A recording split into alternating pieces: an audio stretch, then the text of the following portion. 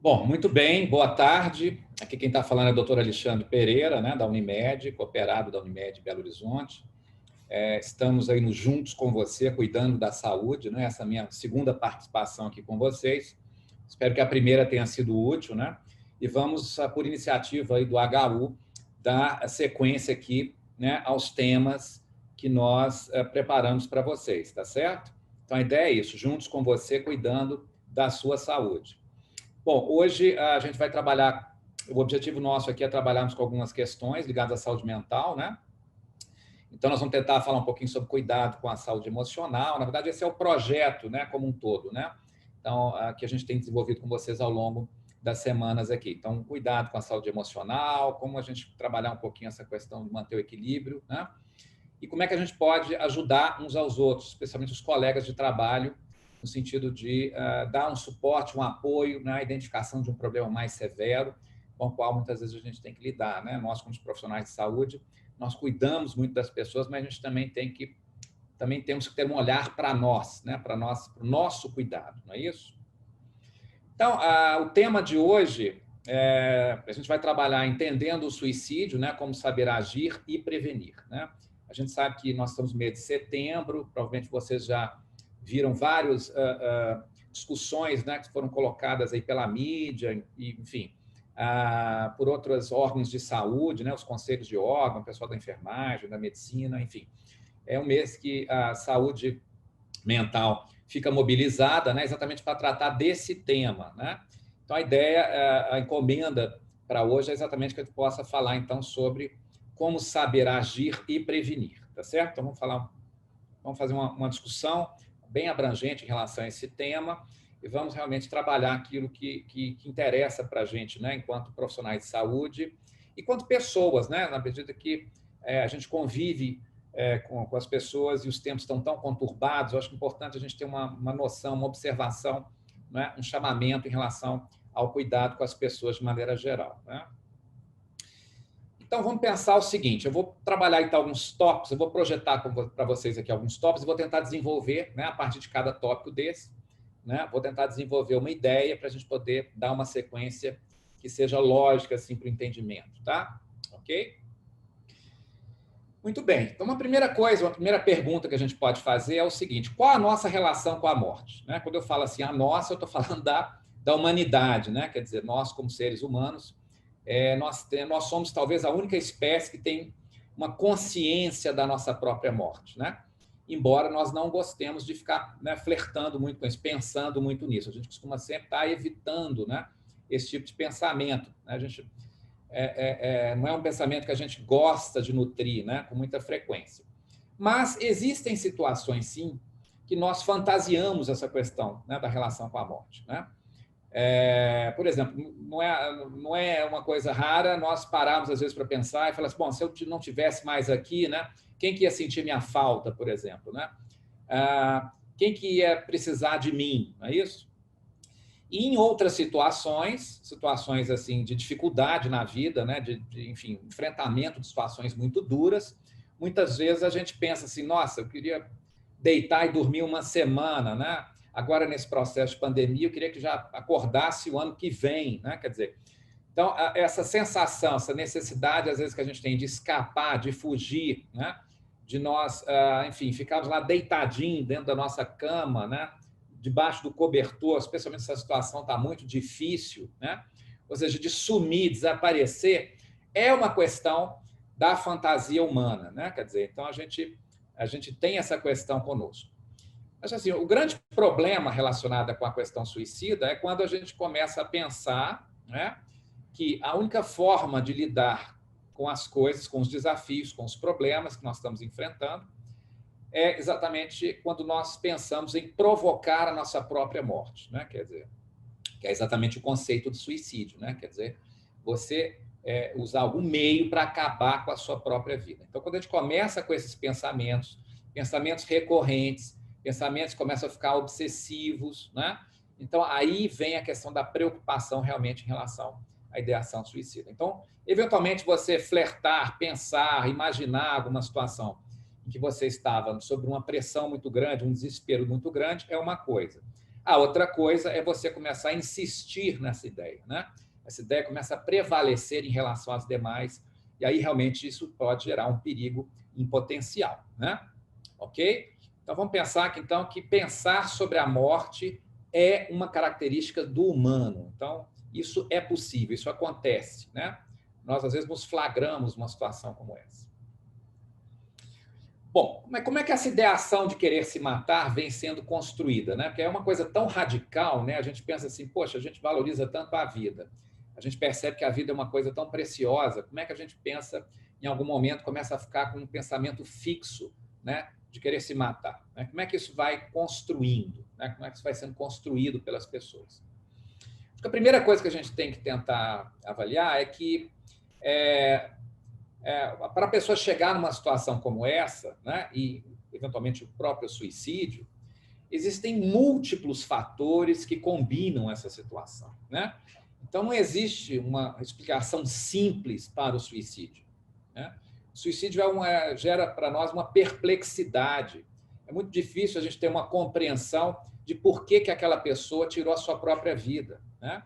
É muito complexo isso. Então, a gente deve pensar sempre em multifatores, né? E que, eventualmente, existe um fator que, às vezes, pode ter pesado a mais, e aí sim foi um fator deflagrador, quer dizer, o fator que, geralmente, foi, digamos assim, a última gota d'água, né? A gota d'água, perdão, para que a pessoa realmente, para o copo transbordar. Então, nesse sentido, né, uma situação de conjuntura, né, atual pode funcionar como um elemento de desencadeamento, tá certo? Mas vamos pensar que a pessoa, então, tem uma série de coisas que vão acontecendo ao longo da vida, às vezes até lá atrás, na infância, né, na juventude. Por exemplo, nós sabemos que tem uma série de situações, que eu vou exemplificar aqui, que podem gerar um sofrimento potencial na vida dessas pessoas para frente, né? E, às vezes, até gerar uma situação de risco para transtornos mentais de maneira geral. Por exemplo, situações de negligência na infância, né? E de violência física, por exemplo, ou abuso sexual. Quer dizer, são situações graves, às vezes, que acontecem na infância e na adolescência, e que isso pode gerar, né, um impacto traumático para as pessoas e que vão desenvolver, isso pode contribuir para uma situação, por exemplo, no futuro, de um transtorno mental, por exemplo, né? Então, esse é um ponto importante. Uma outra pode ser um processo de identificação. Por exemplo, quando a pessoa era mais jovem, teve uma pessoa próxima na família que suicidou, por exemplo.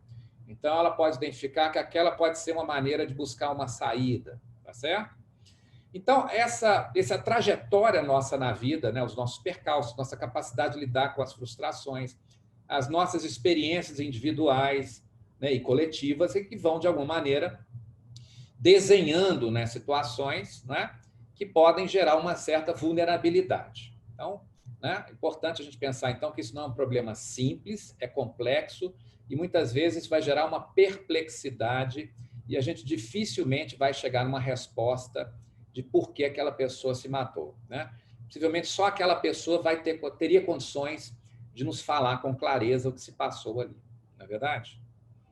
Então, vamos pensar alguns fatores de risco e proteção. Alguns eu já comentei com vocês aqui, né? Possibilidade de uma experiência traumática importante, né, na vida pregressa da pessoa pode ser um elemento fundamental, né? Vamos pensar em outras situações aí importantes. Ter um transtorno mental também é uma situação importante de risco, né? E nisso a gente pode pensar basicamente algumas situações em que esse risco está presente. Então, por exemplo, principalmente depressão, né? Transtorno bipolar, não é isso? E pessoas que têm problemas de uso abusivo de álcool e drogas, além de pessoas que têm traços de personalidade muito impulsivas, né? Então, em relação aos problemas mentais, né, os transtornos, essas 4 situações são as situações que mais nos preocupam. Então, depressão, transtorno bipolar, né? Pessoas que têm uma personalidade impulsiva, não é isso? Ou seja, agem sem pensar, então tem essa tendência, geralmente pessoas têm traços de personalidade disfuncional, e a questão de dependência química, né? Muito bem. Bom, esses talvez sejam fatores importantes. Se a gente for pensar do ponto de vista epidemiológico, a gente sabe que nos países em desenvolvimento existe uma situação atual que é a seguinte: a maior faixa etária de maior risco atualmente, né, para o perfil do nosso país é exatamente a população jovem, está aí entre 20 e 30 anos, tá certo? Então, é uma curva importante a gente pensar, e a preocupação com os jovens ela é legítima nesse aspecto. Um outro problema são os idosos, né? Então, estamos no outro extremo da faixa etária. Então, vamos falar um pouquinho o seguinte: a ideação suicida e suicídio em qualquer faixa etária, tá? Isso é possível em qualquer faixa etária, inclusive em crianças, tá?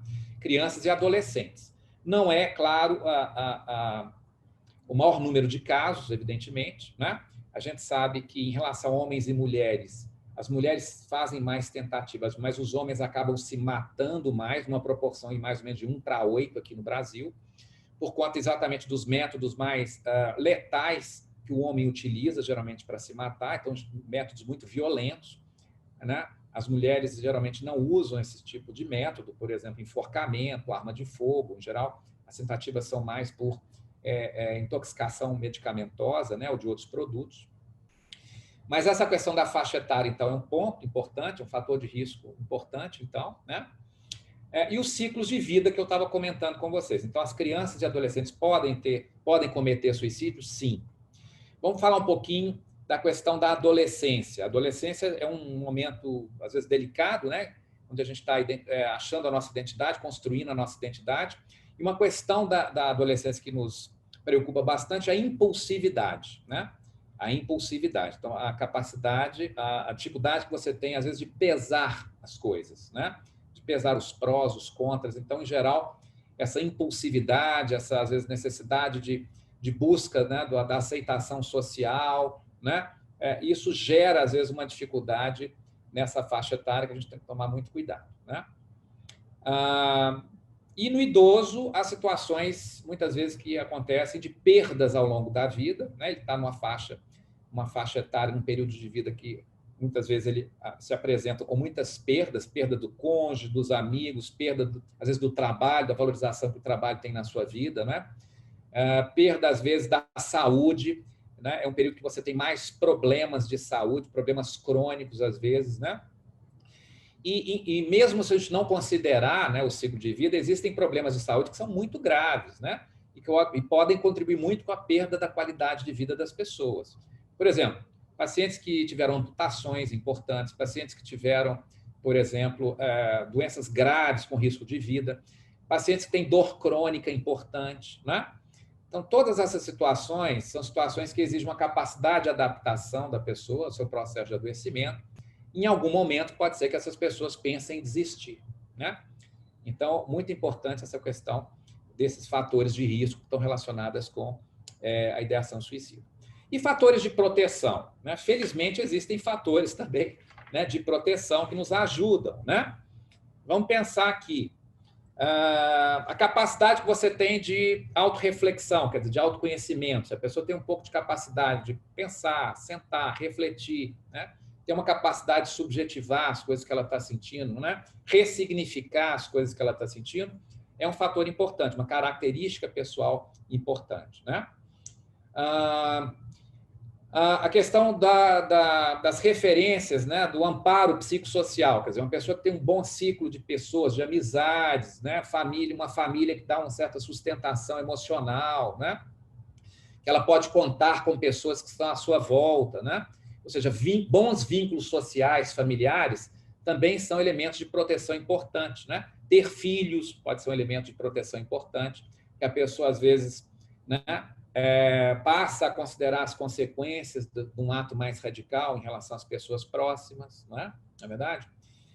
Ter uma espiritualidade, muitas vezes, aguçada, né, ou mais desenvolvida, pode ser um elemento de proteção, isso é sabido, né?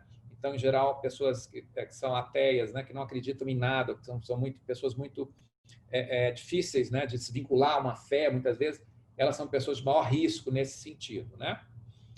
Claro que a atividade física, a gente já comentou aqui outras vezes, é um elemento importante, né? Mais de prevenção de saúde mental, tanto para sintomas ansiosos, depressivos, situações de estresse, né?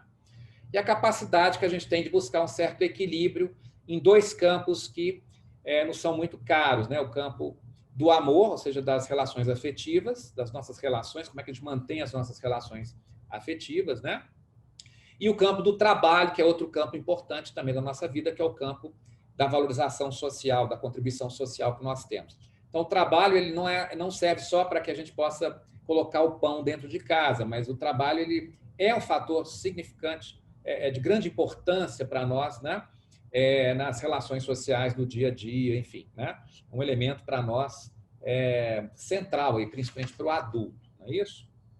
Muito bem. Então, quando a gente tem essas áreas, né, de proteção, esses fatores bem fortalecidos, né, dificilmente a gente, às vezes, parte para uma solução mais extrema, né, como é, por exemplo, a questão do suicídio. Então, tudo que a gente puder diminuir de fator de risco, né, e puder aumentar os fatores de proteção, melhor, né? Um último elemento que eu queria comentar sobre o fator de proteção, e esse é muito importante, é o acesso aos serviços de saúde, né? Então, quando a pessoa está, às vezes, em situação de risco, é muito importante que ela tenha acesso a serviços de saúde, que esse acesso seja facilitado. Então, como profissionais de saúde, a gente deve estar atentos a isso, né? Questões ligadas à acessibilidade. Tem um trabalho do Ministério da Saúde mostrando, por exemplo, que onde tem mais concentração de serviços de saúde mental, o risco de suicídio é menor, né? E tem outros trabalhos mostrando isso de maneira muito clara, ok? Bom, mas a gente fica perguntando assim, qual que seria a melhor forma, então, de nós agirmos frente ao problema, né? O que vai ajudar, o que de fato ajuda na nossa ação, na nossa situação de proteção. Então, como eu falei, a ideia é a gente poder tentar o máximo possível, né? Diminuir os fatores de risco, aumentar os fatores de proteção, pelo menos aqueles que são possíveis, né? Porque não dá para a gente mudar a nossa idade, o nosso sexo, mas a gente consegue mudar uma série de outras questões ligadas às relações, né, que a gente estabelece com as coisas, né? E aqui uma coisa muito importante, né, é exatamente a nossa capacidade, né, nossa capacidade de acolher o outro. Quer dizer, aqui o fundamental é que a gente tenha uma disponibilidade de escutar as pessoas de maneira empática. O que é isso? É escutar de maneira autêntica. Eu realmente tirar um tempo, sentar com aquela pessoa, não é isso? E aí a gente pode discutir que, às vezes, nem sempre a pessoa que realmente está imbuída em se matar, ela deixa pistas óbvias, ou seja, pistas assim claras. Existem, inclusive, situações, mesmo profissionais bastante experientes, têm dificuldade de observar se a pessoa realmente está com ideação suicida, né? Muito clara. Então, não é à toa, às vezes, quer dizer, não é uma coisa que é da vida do profissional de saúde mental, eventualmente, perder um paciente por suicídio. Eu já tive pacientes que eu perdi, né? E achando que o paciente estava até num momento relativamente bom, positivo, né? E, às vezes, então, ele não dá pistas. Então, a gente tem que, primeiro, chegar à seguinte conclusão. Às vezes, a gente pode prevenir, né? Fazer, como a gente está trabalhando aqui, algumas formas de prevenção. Então, vamos discutir essas formas de prevenção. Mas a gente não consegue prever se a pessoa vai se matar, né? Isso é um imponderável, né? Então, a gente tem que tomar um pouco esse cuidado. Prevenir é possível? Sim, né? Prever se todo mundo, aquele perfil de paciente, aquela pessoa em particular, né, vai cometer o suicídio, isso é impossível, né? Mesmo nos melhores serviços de saúde mental, esse evento trágico acontece. Então, a gente tem que tomar muito cuidado para não sermos onipotentes em relação à questão do suicídio, tá? Então, vamos lá. Nós estamos falando, então, na questão da escuta autêntica, né? Você ter empatia real com a pessoa. O que é isso? É você poder parar um minuto de maneira interessada e escutar o outro. Agora, não é qualquer escuta, né, gente? Escutar no outro não é ficar julgando o que a pessoa está falando, avaliar se isso é certo, se é errado, ficar dando conselhos do tipo, se eu fosse você, eu fazia isso assim, assado, né? Ou comentários do tipo, olha, você não tem problema nenhum, sua vida é ótima, você tem dinheiro, está bem casado, né? Você tem um trabalho muito bom, não é isso? Esse tipo de comentário pode até piorar a situação, porque as pessoas já não estão se sentindo bem, né? Às vezes elas estão extremamente angustiadas, às vezes até deprimidas, até às vezes adoecidas. e você fica falando que elas não têm um problema nenhum, quer dizer, você banaliza esse problema dela, é possível até que ela se sinta pior, né? Até com menos capacidade de reagir àquilo que está se passando com ela. Então, uma coisa central é você ter uma escuta que possa respeitar o que o outro está dizendo, respeitar o sentimento do outro, conseguir acolher sem julgamento, falar pouco, não há necessidade da gente ficar preocupado de ter que falar alguma coisa, de ter uma palavra mágica que vai resolver o problema. Não existe essa palavra mágica, né? Mas o que a pessoa de fato precisa é ter um acolhimento, né? De que alguém que se dispõe a fazer essa escuta. Mas aí você fala assim, não, doutor, mas é muito difícil escutar essas coisas. Eu falei, realmente é. Agora, pode ser mais fácil se você não tiver medo, no sentido assim, de que se eu escutar alguém falando isso, eu tenho que dizer alguma coisa para fazer com que a pessoa, né, digamos assim, reveja a todo custo as suas ideias. Não. A ideia é que você possa escutar de maneira tranquila, calma, interrogar o sujeito no seu lugar, né? Que a gente não pode banalizar. Essa fala é uma fala que não pode ser banalizada. Então, eu tenho que checar com a pessoa de maneira interessada de onde ela tirou essa ideia. Por que ela não acha que tem saída? O que se passa na cabeça dela? Né? Que sentimentos ela tem quando ela pensa nisso? Que razões que estão levando ela, de fato, a pensar, a considerar uma situação tão dramática quanto essa? Né? Então, essas reflexões, né, de uma maneira, quando levadas de uma maneira afetiva, né, empática, como eu falei, elas podem gerar, né, uma reflexão para essas pessoas, né? E quando a gente está pensando, está refletindo, a gente começa a rever os conceitos, começa a refletir as consequências desse possível ato, né? E isso clareia as nossas ideias. Então, faz com que a gente possa, de fato, criar uma saída, né, além daquilo que está sendo colocado, naquela ideia fixa, muitas vezes, que a pessoa começa a ter, de que não há mais saída, né? Frente a uma situação de desesperança, de desespero, não há uma saída. Então, essa perspectiva do atendimento, dessa forma, é o que funciona melhor, né? É o que, de fato, pode fazer uma diferença. Não precisa ser um profissional de saúde para fazer isso, né? Se a gente tiver isso nas nossas práticas relacionais, sociais, né? Em qualquer ambiente isso é possível, né, ser feito, né? E se a pessoa, além da ideação, também estiver apresentando planejamento, ou seja, a pessoa já pensou como vai fazer, já tomou providências, às vezes, relacionadas com isso, deixou um bilhete, ou encaminhou um e-mail, ou está pensando em telefonar antes, avisando, enfim. Se ela já tomou alguma providência, já resolveu como ela vai fazer, né? Se ela vai, por exemplo, pular de algum lugar, se ela vai tentar suicídio de alguma forma, é importantíssimo, né, que a gente possa, então, acionar pessoas próximas a ela para nos ajudar. Então, a gente não precisa tomar as decisões todas sozinhos, a gente pode perfeitamente dizer a essa pessoa que é necessário que a gente inclua pessoas próximas para protegê-la e aí, né, encaminhá-la para um serviço de saúde mental, né, para que ela possa ser atendida. Tá certo? Ok?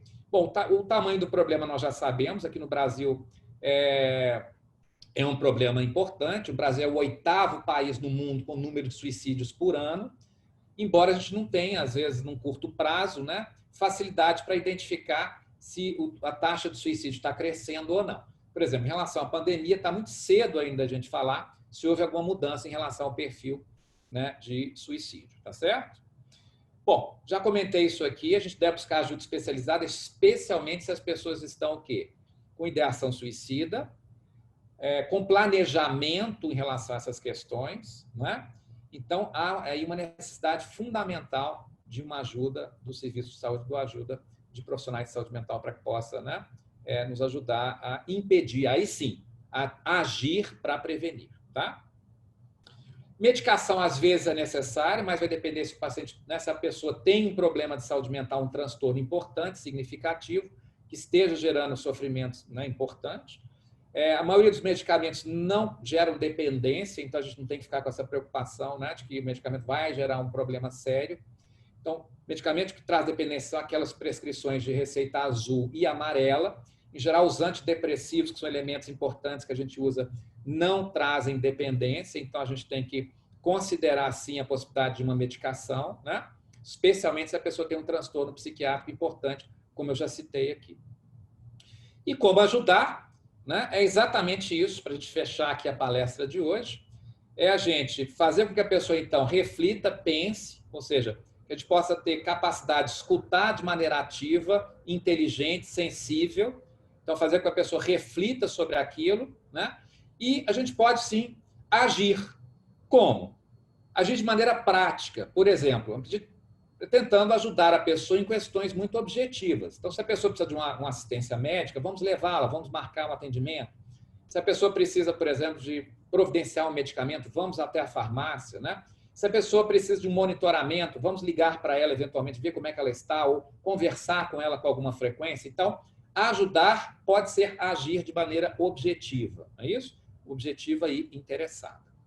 A questão da empatia eu já coloquei para vocês, como é que é fundamental, né? Essa postura ética na relação com os outros, no sentido de identificar a necessidade do outro e poder agir nesse sentido, ou seja, contribuir com as necessidades mais imediatas.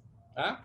A gente sabe que numa situação de urgência, em que a impulsividade está muito aumentada e a pessoa perde a capacidade de decidir, especialmente se ela tem um transtorno psiquiátrico mais severo, e começa a ficar comprometida, perder a autonomia e perder a capacidade de pensar, é uma hora que às vezes a gente tem que pensar, assim, considerar mesmo uma possibilidade de uma internação, né? Ou seja, manter a pessoa protegida, né? Até que a gente possa, né, estabelecer um bom vínculo com ela, um vínculo para poder, então, começar a agir, a atuar de forma terapêutica e começar a diminuir, né, a impulsividade suicida. Então, é muito importante, né, que, em algumas situações, a gente considere, sim, levar a pessoa para a urgência psiquiátrica, mesmo contra a vontade, se o risco for muito alto, né? Ou seja, se ela tem ideação, planejamento e intenção suicida iminentes. Tá bom? Então, eu queria concluir agradecendo a oportunidade aqui que o HU nos deu, né, de estar conversando com vocês novamente. Lembrar que vocês têm um apoio psicológico importante da Jennifer, né, aí no HU. Ela vai estar disponível para vocês de segunda a terça, de meio-dia a 22 horas, e quarta, quinta e sexta, de 8 às 18, né?